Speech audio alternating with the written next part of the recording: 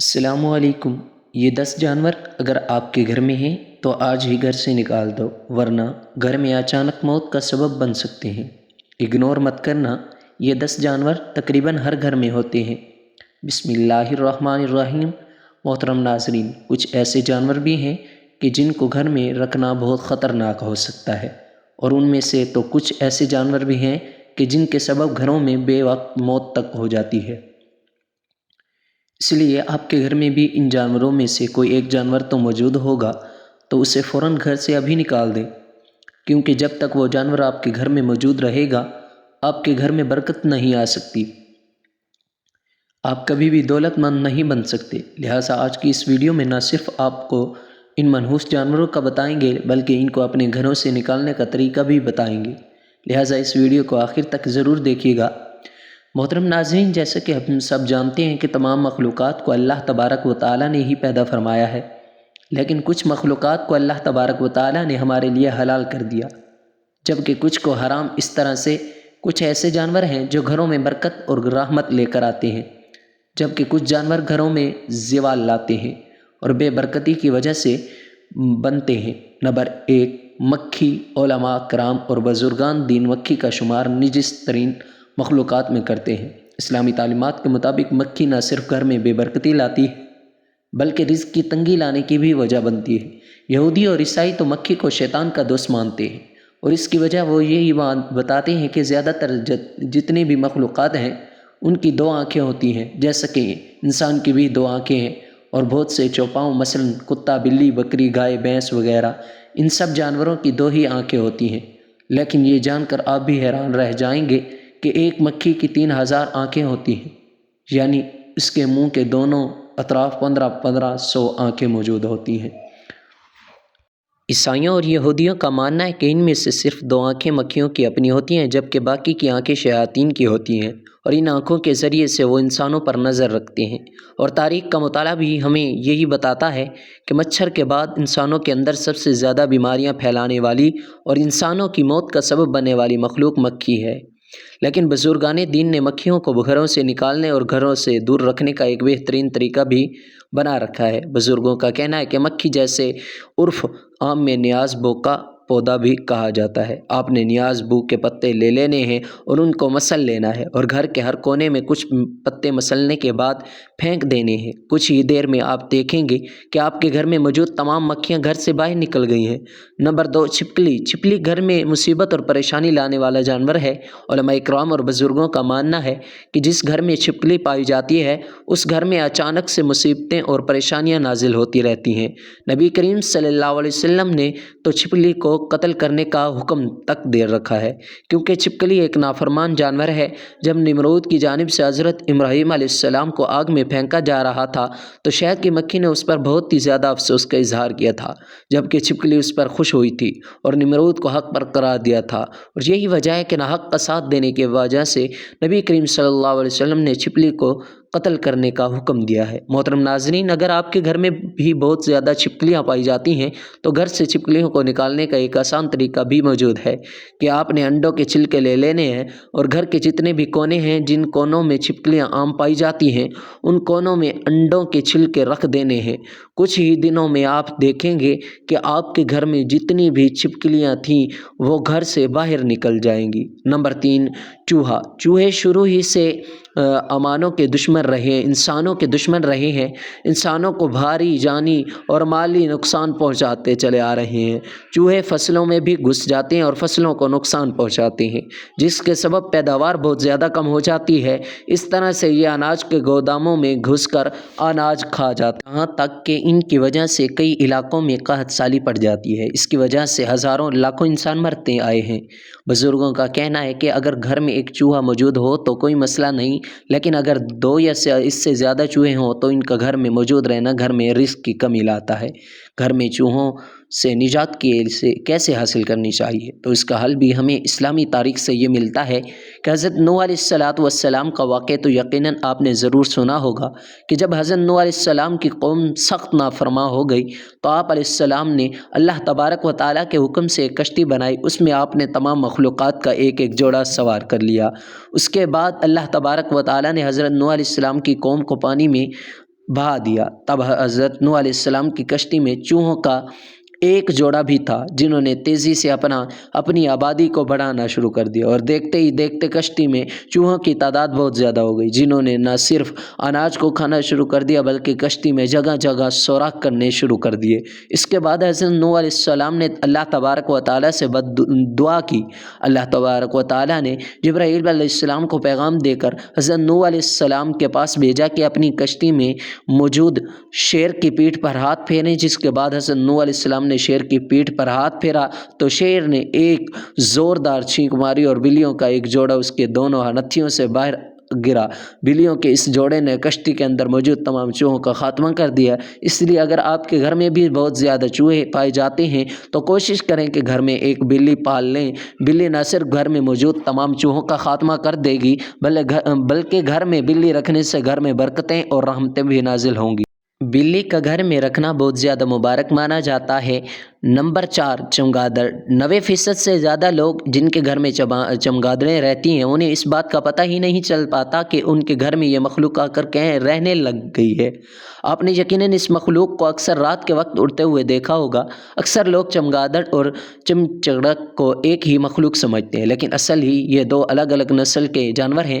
چمگادڑ size میں کافی بڑا، یہاں تک کہ ایک کوے سے دگنا سائز میں ہو سکتا ہے۔ چمگادڑ درخت پر رہتے ہیں اور عام طور پر دن کے وقت الٹے لٹکے ہوئے نظر آ جاتے ہیں، لیکن جو چمچڑک ہوتی ہے یہ سائز میں کافی چھوٹی ہوتی ہے۔ ان کا سائز عام طور پر چڑیا سے تھوڑا بڑا ہوتا ہے، لیکن اللہ تبارک و تعالیٰ نے چمچڑک کے جسم میں بہت ہی نرم ہڈیاں رکھی ہیں، اس لیے یہ آسانی سے گھر کے کسی بھی کونے میں گھس جاتی ہیں۔ عام طور سے گھروں میں جو پائپ یا پرنالے وغیرہ لگے ہوتے ہیں، یہاں چمچڑک آسانی سے گھس کر اپنی زندگی گزارنے لگتی ہے اور گھر والوں کو پتہ ہی نہیں چلتا کہ ان کے گھر میں چمچڑک رہتی ہے۔ سائنسدانوں کا چمچڑک کے بارے میں یہ کہنا ہے کہ جس گھر میں بھی چمچڑک رہتی ہوں، گھر کے لوگوں میں عام طور پر خون کی بیماریاں، سانس کے امراض، بواسیر کی بیماریاں پائی جاتی ہیں، جبکہ بزرگان دین اور علماء کرام کا کہنا ہے کہ جس گھر میں بھی چمچڑک آ کر اپنا بسیرا کر لیتی ہے اس گھر میں فقیری اور بربادی آتی ہے۔ محترم ناظرین، اپنے گھروں کا بخوبی جائزہ لیا کریں۔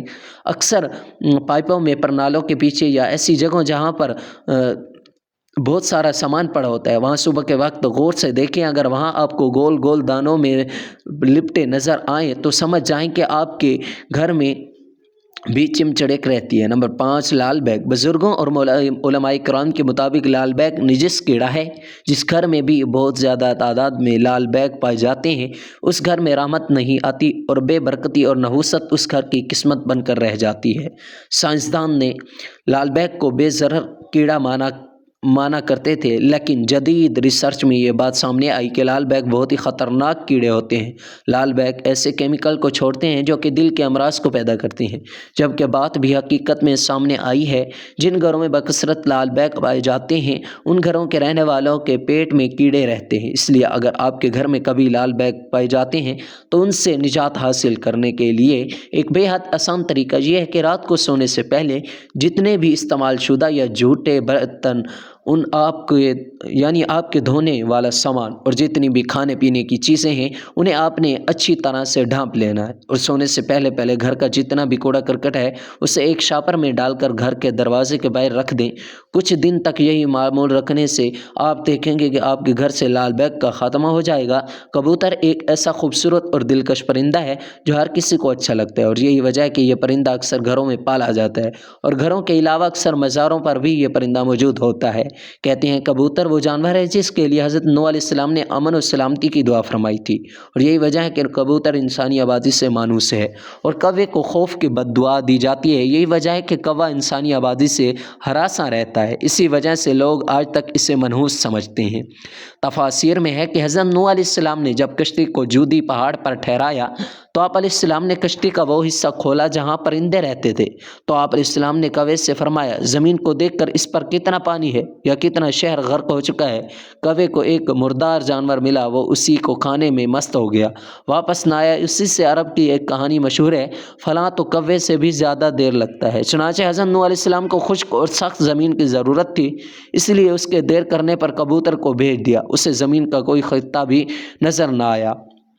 اسی لیے زیتون کا پتہ لے کر حاضر ہو گیا۔ اس سے حضرت نوح علیہ السلام نے اندازہ لگایا کہ پانی کم ہے جس سے درخت ظاہر ہو گئے ہیں، لیکن زیر آب ہے۔ چند دن ٹھہر کر پھر اسی کبوتر کو بھیجا تو زمین کے کیچڑ میں اس کے پاؤں پھر پھر گئے۔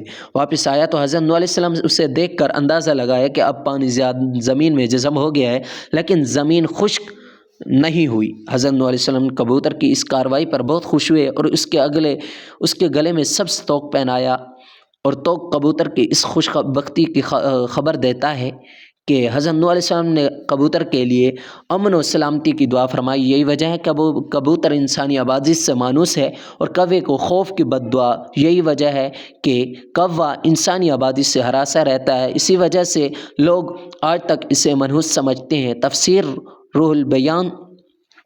یہ تو کبوتر کی کہانی تھی۔ ایک ایسے کبوتر نے حضرت نوح علیہ السلام کی بات مانی اور ان کے لیے خبر لانے کا کام کیا۔ فقہا کے نزدیک گھروں میں شوقیہ پرندے رکھنا اور پالنا جائز و مباح ہے، بشرط یہ کہ ان کی غذا اور سردی، گرمی اور بارش سے حفاظت کا انتظام کیا جائے، اور جب اہل خانہ کہیں باہر جائیں تو ان کی غذا اور دیکھ بھال کا مناسب نظم کر کے جائیں۔ سیدنا انس کے چھوٹے بھائی نے ایک پرندہ پال رکھا تھا۔ جب رسول اللہ صلی اللہ علیہ وسلم نے ان کے ہاں تشریف لاتے تو اس سے کہتے، اے ابو عمیر، پرندے نے کیا کیا؟ یہ حدیث اس بات کی دلیل ہے کہ آپ صلی اللہ علیہ وسلم نے پرندے رکھنے سے منع نہیں فرمایا۔ اگر گھر میں پرندہ پالنا منع ہوتا تو آپ صلی اللہ علیہ وسلم ضرور انس رضی اللہ عنہ کے بھائی کو اس بات سے منع فرماتے۔ اسی روایت کی بنیاد پر یہ کہا جاتا ہے کہ گھر میں پرندوں کا پالنا جائز ہے، لیکن جیسا کہ پہلے بھی ذکر ہوا ہے کہ ان کے پالنے کے لیے ضروری ہے کہ پرندوں کی ہر ضرورت کو پورا کیا جائے تاکہ پرندوں کو کسی قسم کی کوئی تکلیف نہ پہنچے۔ چنانچہ کبوتر بھی ایک پرندہ ہی ہے، اسی لیے کبوتر کا گھر میں پالنا درست ہے۔ یاد رہے کہ پرندوں کو ستانے کے بارے میں معنت ہے، جیسا کہ ابو داؤد میں حضرت عبداللہ بن مسعود کی روایت ہے کردہ ایک حدیث میں کبوتر کا ذکر ہے، جس میں کبوتر اللہ کے رسول صلی اللہ علیہ وسلم کے سر مبارک پر منڈلا رہا تھا اور اپنی زبان میں شکایت کر رہا تھا کہ کسی نے اس کے گھونسلے سے انڈے اٹھا لیے ہیں۔ حضور صلی اللہ علیہ وسلم نے صحابہ میں اعلان کیا اور ایک صحابی نے انڈے اٹھانا قبول کیا تو انہیں حکم دیا گیا کہ وہ گھونسلے میں انڈے واپس رکھ دیں۔ تو اس روایت سے معلوم ہوا کہ پرندوں کو ستانا جائز نہیں ہے، اور پرندوں کو ستانے سے اس لیے روکا گیا ہے کہ پرندوں کی بد دعا لگنے کا احتمال ہے، اور چونکہ کبوتر بھی ان پرندوں میں شامل ہے جو کہ انبیاء علیہ السلام کا پسندیدہ رہا ہے، اس لیے اگر کبوتر کو ستایا جائے گا تو کبوتر بھی بد دعا دے سکتا ہے، لہٰذا کبوتر کو ستانے سے اجتناب کرنا چاہیے۔ کبوتر کے حوالے سے آپ کو بتاتے چلیں کہ اسلامی تعلیمات اس کے بارے میں کیا کہتی ہیں۔ حدیث میں ہے کہ گھریلو کبوتر خدا کو بہت یاد کرتے ہیں، اہل بیت کو دوست رکھتے ہیں، اور صاحب خانہ کو دعا دیتے ہیں، اللہ تمہیں برکت دے۔ کسی شخص نے رسول صلی اللہ علیہ وسلم سے تنہائی کی شکایت کی تو حضرت صلی اللہ علیہ وسلم نے فرمایا کہ ایک جوڑا کبوتر کا پال لے۔ جعفر رحمہ اللہ فرماتے ہیں کہ اب کبوتر پیغمبروں کے پرندوں میں سے ہے۔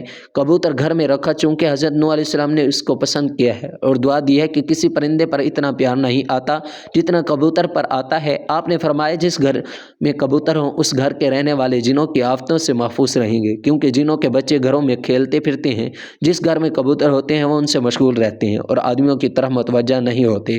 اسی طرح ایک اور روایت میں آتا ہے کبوتر کا جو پر جھڑتا ہے وہ شیاطین کی نفرت اور بھاگنے کا سبب ہوتا ہے۔ ان روایات سے یہ بات معلوم ہوتی ہے کہ کبوتر کا گھر میں پالنا موجب برکت، اور جیسا کہ آپ صلی اللہ علیہ وسلم صحابی کو گھر میں کبوتر پالنے کا بولا ہے تو اس سے یہ بات معلوم ہوتی ہے کہ کبوتر پالنے میں خیر ہے، کبوتر پالنے کے ساتھ منسلک ہے۔ یاد رہے کہ بعض لوگ شوق سے کبوتر پالتے ہیں، ان کا شوق کبوتر پالنے کی حد تک ہوتا ہے، لیکن بعض لوگ کبوتر بازی کی نیت سے کبوتر پالتے ہیں، چونکہ کبوتر بازی میں وقت اور پیسہ کا ضیاع ہے۔ یاد رہے کبوتر پالنا ایک مہنگا اور محنت طلب شوق ہے۔ کبوتر بازی کے مقابلے اگر سخت گرمی میں ہوتے ہیں مگر ان کی تیاری سارا سال جاری رہتی ہے۔